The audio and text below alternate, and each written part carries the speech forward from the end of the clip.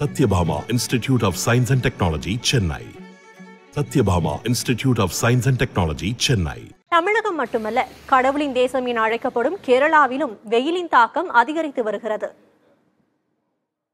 கேரள மாநிலம் பாலக்காடு மாவட்டத்தில் வெயிலின் தாக்கம் அதிகரித்து வருவதால் மே 2ஆம் தேதி வரை கல்வி நிறுவனங்களுக்கு விடுமுறை விடப்பட்டுள்ளது. பாலக்காட்டில் இந்த மாதத்தில் அதிகபட்ச வெப்பநிலையாக 41.6 டிகிரி செல்சியஸ் வரை பதிவாகியுள்ளது. மேலும் பாலக்காடு மாவட்டத்திற்கு வெப்ப அலைக்கான ஆரஞ்சு அலர்ட் எச்சரிக்கையும் விடுக்கப்பட்டுள்ளது. இதனால் மே 2ஆம் தேதி வரை பள்ளி கல்லூரிகள், டியூஷன் சென்டர்களை மூடவும், விளையாட்டுப் போட்டிகளை ரத்து செய்யவும் மாவட்ட ஆட்சியர் உத்தரவிட்டுள்ளார். அதே நேரத்தில் இந்த விடுமுறை மருத்துவக் கல்லூரிகளுக்கு பொருந்தாது என தெரிவித்துள்ளார்.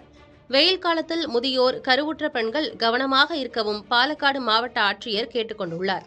Satyabhama Institute of Science and Technology, Chennai. Satyabhama Institute of Science and Technology, Chennai.